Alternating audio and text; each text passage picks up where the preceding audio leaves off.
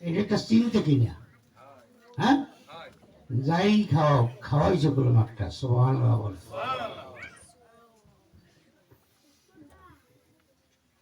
যাই খাওয়াইছে একটা খাওয়াইছে, নালে এত পাগল কেন মানুষ হাজার হাজার লক্ষ লক্ষ টাকা খরচ করিয়া আয়োজন করে, করে না? আসলে আমরা যাদেরকে পীর সাহেব বলি, তারা আসলে পীর সাহেব না, তারা নবীর কাজ করতেছে, সুবহানাল্লাহ বলে। বরগুনার ডিসি সাহেব যদি ট্রেনিং এ ঢাকা যায় অথবা লন্ডন যায়, ADC revenue, ADC general, ADM, এরা কিন্তু দায়িত্বে থাকে, এই ডিসির কাজগুলো তারা করে। কথাটা আমার বুঝে আসছে? কিন্তু তারা ডিসি না, করো কাজ করে কাজ। দয়াল নবীজি যখন যাবেন তখন উনি চোখে পানি ফেলাইতেছে। জিবরিল আসসালাম আসছে, বলতেছে, হুজুর আপনার আজকের মহামিলন, আপনার আনন্দে ৮০,০০০ মাকলুক আনন্দিত, আর আপনি কান্দেন কেন? ভাই জিবরিল, আমারও খুব আনন্দ লাগে, দেখাচ্ছে আমার কষ্টটা বেশি। আমার মালিক প্রথম সৃষ্টি করেছে, সুবহানাল্লাহ বলে, এবং সর্বশেষে পাঠাইছে, এবং আমার পরে আর কোন নবী আল্লাহ পাঠাবে না। শয়তান মালিকের সাথে চ্যালেঞ্জ করেছে যে তোমার বান্দাকে আমি জাহান্নামে পৌঁছিয়ে দেব। সেই শয়তানের কথাটাই ঠিক থাকবে, এই জন্য আমি কাঁদতেছি। আর কারণ কিয়ামত কোন দিন হবে একমাত্র মালিক জানে। এর আগে তো যুগে যুগে ১০০ বছর পর, ১৫০ বছর পর নবী রাসূল পাঠাইতেন। আমার পর কেউ আসবে না, হাজার হাজার লক্ষ লক্ষ বছর গুজরিয়া যাবে, আমার উম্মতে হলে শয়তান নষ্ট করে ফেলাইবে, এবং হাসরের মাঠে আমি লজ্জিত হয়ে যাব। এই যে আমি একটা বড় দুঃখ নিয়ে, বড় একটা দুঃখ নিয়ে আমি যাইতেছি, তখন এরম আসলো, হাবিব আপনি দুঃখ নেবেন না, আপনি আমার কাছে আসলে আপনার এই নবীর দায়িত্ব আমি আল্লাহ পালন করব, সুবহানাল্লাহ। নবীর দায়িত্ব পালন করবে কে?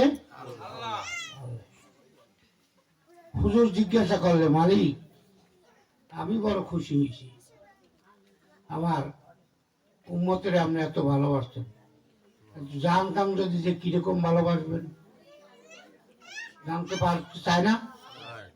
তখন বলছে যে আমি প্রত্যেক এলাকা এলাকায় আপনার নায়েব সৃষ্টি করে দেব, সুবহানাল্লাহ। নবীন নায়েব প্রত্যেক এলাকায় আমি সৃষ্টি করে দেব। আজ ১৫০০ বছর গত হয়ে গেছে, নবীর দুরুদের স্বাদ কমছে? কমে না। তবুও দুরুদ মিলাদের উল্টো মানুষ চলে, চলে না? চলে। তার কারণ আমি কিন্তু সংক্ষেপ করব। নবীজির আমলে ১৩ জন নবী হয়েছিলেন, নাউজুবিল্লাহ বলেন। কয়জন? তার ভিতরে একজন নবীরও ছিল, নাউজুবিল্লাহ বলেন। কথা কোনো বোঝ চলে গেল। ওই ১২ জন নবী বানাইছে আবু জাহেল। ১২ জন নবী বানাইছে কিনা? তা মনে করেন এখন তো মুড়ি দেয় নাই, এখন সাহাবী আছে না? এখন আমরা যদি চিশতিয়া তরিকা, গান বাজনা হোক, মাহফিল হোক, হোক, আমরা পছন্দ না করি, কাদরিয়া তরিকা যদি আমরা পছন্দ না করি, কেন করি না? আমরা তো ওই তরিকার লোক না, ঠিক না?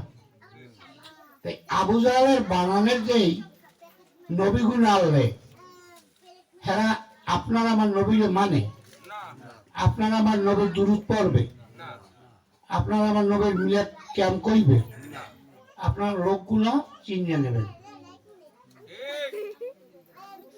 কথাটা বুঝে আসছে অল্পের ভিতরে। এতক্ষণ অলিয়ালাদের কেরামতি সম্পর্কে জানানো হয়েছে, তাতে আপনারা খুশি হন না? বিভিন্ন দরবারে গাউসে পাক মাযহাব শেষে বিলুপ্ত হয়ে যাওয়ার পরে বেলায়েতের যুগ সৃষ্টি হয়েছে। এই সৃষ্টি হয়েছে গাউসে পাকের মাধ্যমে। সুবহানাল্লাহ। এখন গাউসে পাক সে আল্লাহর ওলি, আলহামদুলিল্লাহ বলে। সবাই তো মান্য নিতে পারে না, পারে? আমার হুজুর একজন উমান্যা, সুবহানাল্লাহ বলেন। ওনার বাড়ি শেরপুরে পাকুড়িয়া গ্রামে, আগে ছিল ময়মনসিংহ ডিস্ট্রিক্ট। এবং ওনার জীবনের অর্ধেকের বেশি সময় এনায়তপুর দরবার শরীফে কাটাইছেন, 250 কিলো দূরে। সুবহানাল্লাহ বলেন। এরপরে এনায়তপুর দরবার থেকে 250 কিলো দূরে ফরিদপুরে আসছে। সুবহানাল্লাহ বলেন। হেইয়া না ইয়া উনি কয় আমি বিশ্ব উনি, এটা মানতে একটু কিন্তু খারাপ লাগে, ঠিক কিনা? 300 350 দরবার আছে, বড় বড় দরবার, লক্ষ লক্ষ কোটি কোটি মানুষ আসা যাওয়া করে, তারা ফয়েজ বরকত রহমত পায়, ঠিক কিনা? হেয়ের মধ্যে ওই লোকটায় আইয়া উমান্য মানুষ হরবরে রয়েছে, হে কি, হ্যাঁ হে কয় আমি বিশ্ব। সুবহানাল্লাহ বলে। ওনার বিরুদ্ধে বহুত লোক খেপছে না, খেপছে কিনা? তাতে আমি দেখি যেন আগের চাই লোক খুব কমছে ভাব, আগের চাইয়ে লোক কমছে ভাব। এমনি একটা কায়দা গাউসে পাকের আমলে হয়েছিল। সুবহানাল্লাহ বলে। ওই জমানারই একজন আল্লাহর ওলি, উনি চিন্তা করলো আমি আব্দুল কাদের তারে বড় পীর মানবো কেন? সুবহানাল্লাহ বলে। সে মান্য নিতে পারে নাই। সে গাউসে পাকের সাথে বাস করার জন্য একটা সিংহে পিঠে উঠিয়া গাউসে পাকের বাড়িতে আসছে। সুবহানাল্লাহ বলে। কি বোঝেন কি? অলিলে কথা নিলাম বোঝে। এখন কালে চালাং মালাং কথাবার্তা শুরু করছে, বাস করতেছি না। গাউসে পাক আস্তে আস্তে আস্তে আস্তে হুজুর শরীফে আসছে, তারা সম্মান দেখাইছে, আস্তে তার সাথে কথা বলছে, কাউকে বাস করবেন সমস্যা নেই, রাগারাগি লাগতে। দেখতেন কিছু লোকের রাগ আছে, কে ওনাকে জিনের আশ্রা আছে। জিনের আশ্রা থাকলে জিন আগুন না, রাগটাও কিন্তু আগুন, ফরেস্টটাও আগুন। সুবহানাল্লাহ বলে।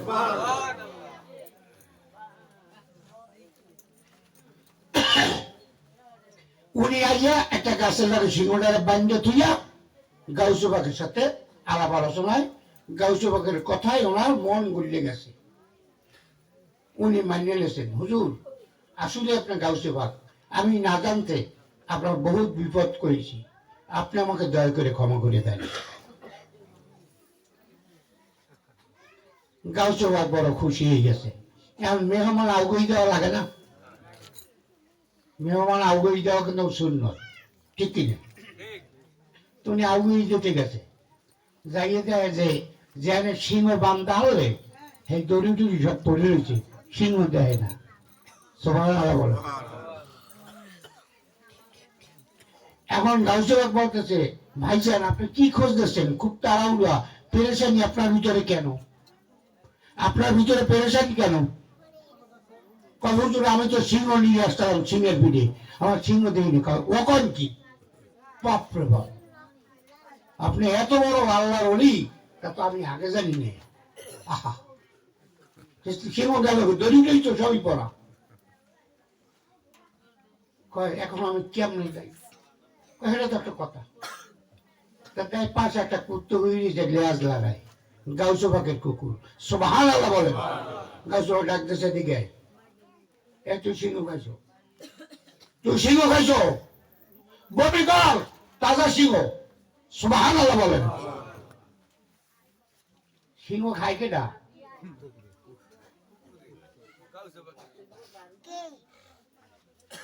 একটু কথা বলি, গাউসো পাকের কথা হয়েছে, কথা ছিল চাইল তরিকার কথা হবে। খাজা মঈনুদ্দিন চিশতি আজমিরি সানজির রহমতুল্লাহ আলাইহি ভারতবর্ষে আসলেন। ওই জায়গায় সবচেয়ে বড় জাদুঘর। উনি আসছে, ওনার কাজকর্ম করার পরে উনি একটা পাহাড়ে যাইয়া আসরের নামাজ পড়বে, সুবহানাল্লাহ বলে। পাহাড়ে উঠে আসরের নামাজ পড়ছে, ওই সুবাদে কয়েক হাজার টন একটা পাথর সেই জাদুঘরে ওনার উপরে চালান দিছে, সুবহানাল্লাহ বলেন। সেই পাথরটা আসতেছে কয়েক হাজার টন। আজকে ওনার গায়বলি তো শেষ, ঠিক না? উনি সালাম ফিরিয়েছে, সালাম ফিরিয়ে দিয়েছে উপরে, উপরে পাহাড় এগিয়ে গেছে, সুবহানাল্লাহ বলেন। সেই পাথরখানায় এখনো ভারতে আছে, শূন্যের উপরে। তার ঘোড়ায় কয়, হুজুর আমার একটু শখ হয়েছে। কি? আপনি হাত দিয়ে একটা চিহ্ন দিলেন, আমার একটু চিহ্ন দিতে মন কয়। কয়টা একটু পাও দিয়ে একটা চিহ্ন দেয়, তো পাওটা বেহা বলাই একটা চিহ্ন দিছে, এখনো চিহ্ন পড়ে রয়েছে, সুবহানাল্লাহ বলে। সৃষ্টির কথা হয়েছে। বাহাউদ্দিন নকশবন্দ বকরি রহমতুল্লাহ আলাইহি, ওনার মুজিজা হলো ওনার কাছে উনি নকশবান মানে নকশাকারক, নকশাকারক, নকশাকারক বোঝেন? মেপাকে ওনার কাছে যারা বায়াত গ্রহণ করছেন তারা ওনার শাহাদাত আঙ্গুলে টিপটা খাইয়ে আল্লাহ দেখেছেন, সুবহানাল্লাহ বলেন। এই জন্য ওরা নকশাবন্দি হয়েছে ওনার নামের উপরে। কথা বুঝে আসছে? মোজাদ্দিদিয়া তরিকার সম্পর্কে আমি তেমন জানি না, আমার তরিকার কাজ একটু বাকি আছে, আমি সেটু করব। সবাই মালিককে ডাকেন, আর আপনি ডাকতে পারবেন, আর কারণ ব্যবসা ছাড়া তো কেউ ঘোরে না, ঘোরে? আমি একজনের বলছিলাম যে ভাইজান আপনার সুদ খাওয়া বন্ধ করেন, আপনার ইতে ভারতে যাওয়া লাগবে না। উনি কমলে 30 বার ভারত গেছে। আমি বলছি আপনার ঘুষ খাওয়া বন্ধ করেন আর সুদ খাওয়া বন্ধ করেন। উনি সুদও খায়, ঘুষও খায়, ওনার আমি স্যার বলি, বাচ্চা আছে, এখনো চাকরিও তোর আছে। আমি বলছি আপনার সুদ এবং ঘুষ এখন খাওয়া বন্ধ করবেন, বিকেলে আপনার ট্যাবলেট খাওয়া লাগবে না। উনি মানিয়ে নেয়। উনি আল্লাহ ব্যবসাকে হালাল করছে না? আমি হয়, আমি তো ব্যবসা করি, নাউজুবিল্লাহ বলেন। এটা ব্যবসা না? ব্যবসায় পার্থক্য আছে, ঠিক কিনা? আর যাই হোক, আমি সংক্ষেপ করবো। একবার ইয়াল্লাহ ইয়া রহমান ইয়া রাহিম বললে আল্লাহ রাব্বুল আলামিনের গুণবাচক 4000-এর নামে যে নেক হয়, সমপরিমাণ নেক হবে একবার ইয়াল্লাহু ইয়া রহমানু ইয়া রাহিম বললে, সুবহানাল্লাহ বলে। আমরা 4000 নাম জানি, জানি। এই নেকটা হইলে এটা ভালো না? করেন দয়াল নবীর জমিদের সংখ্যা আছে 4000-এর উপরে। আপনি একবার ইয়া রহমাতুল্লিল আলামিন বললে 4000 দুরূদ পড়লে যে ফজিলত, তার সমপরিমাণ ফজিলত আপনি পাবেন আপনার আমলনামায়, সুবহানাল্লাহ বলেন। আপনি একবার যদি দুরূদ শরীফ আদায় করেন, আপনার আমলনামা থেকে আল্লাহ 10টা গুনাহ মাফ করে দেয়, সুবহানাল্লাহ বলেন। এবং 10টা নেক আপনার আমলনামায় আল্লাহ দিয়ে দেয়, আলহামদুলিল্লাহ বলেন। এবং 10টা রহমত বর্ষিত হয়।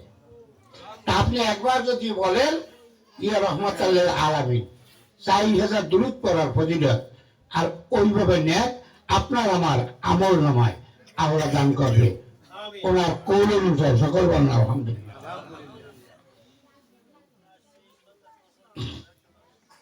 সকলে একটু জোরসে বলেন আল্লাহুম্মা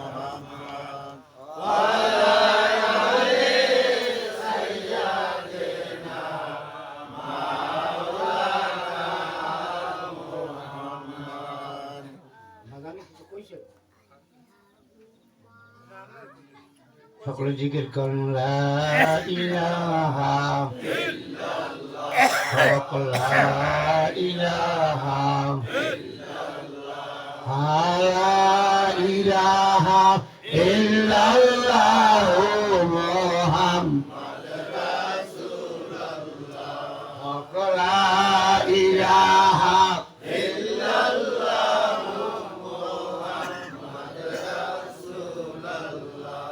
আল্লাহের দই কই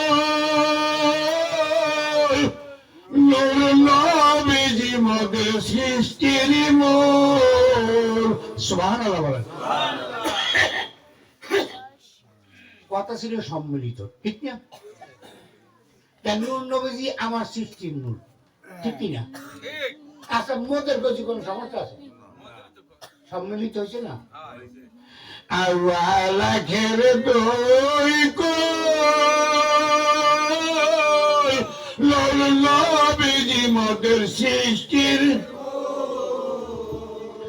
বিবাহিত আকাশ বাতাস বলেন বিবাহিত বাতাস পূরণ করে মা মসল লা ইলাহা ইল্লাল্লাহ, লা ইলাহা ইল্লাল্লাহ, লা ইলাহা ইল্লাল্লাহ মুহাম্মাদুর রাসূলুল্লাহ। আল্লাহ ছাড়া মাবুদ নাই, দয়াল নবী বিনে মোদের বান্ধব নাই। বলেন আল্লাহ ছাড়া মাবুদ নাই, দয়াল নবী বিনে মোদের বান্ধব নাই। সেই নবীকে পাইতে হলে বলেন, সেই নবীকে পাইতে হলে আপন পীরের দয়া চাই। লা ইলাহা ইল্লাল্লাহ, লা ইলাহা ইল্লাল্লাহ, লা ইলাহা ইল্লাল্লাহ মুহাম্মাদুর রাসূলুল্লাহ। আপন পীরের কদম ধর, কালবে মাওলার জিকির কর। বলেন আপন পীরের কদম ধর,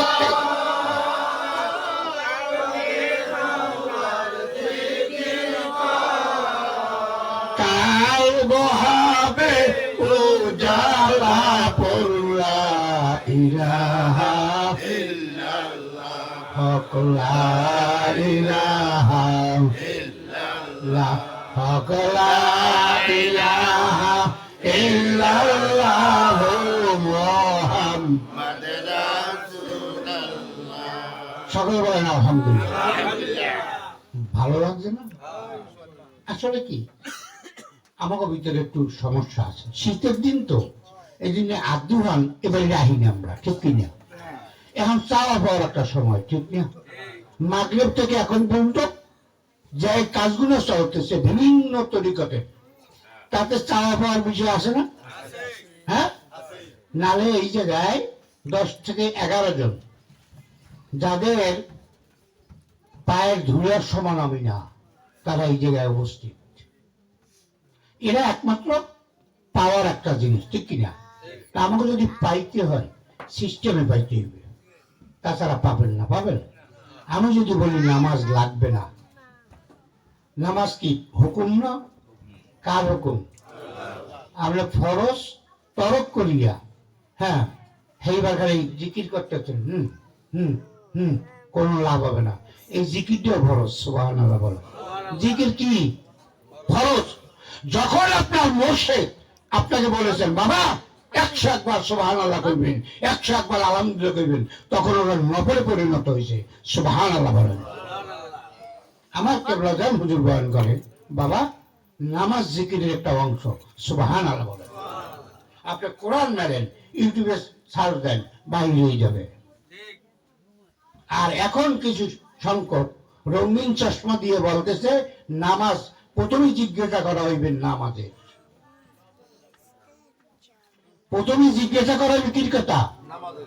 ফেরেশতারা নামাজের কিছু বোঝে না, ওরা বোঝে কিছু। ওদিকে যা বলো। তাই আমি যদি চাওয়ার বিষয়, যখন ব্যয়ের কাছে যদি আমরা চান টাকা, যে ব্যয় সাহেব আমার 2 লাখ টাকা দেয়, দেবে? এবিল চাইলে দেবে? চাওয়াবে কিরমে? আল্লাহ চাইবেন কিরমে? আল্লাহ আপনার কি হয়েছে? আপনি আত্মসেন কোরআনে